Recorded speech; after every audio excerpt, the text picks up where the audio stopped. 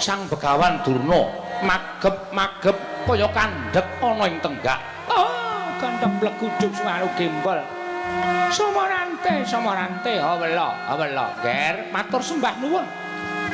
Dene jengandika anak Prabu sampun paring dawuh ingkang mekaten.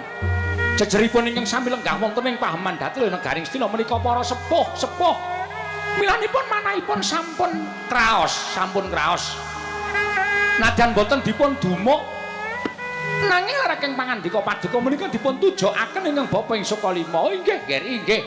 Kula badhe caos keterangan dhateng paduka anak Prabu ing Ngastina. Sampun ngantos klentu ambiji dhateng ing Bapa ing Sukalima.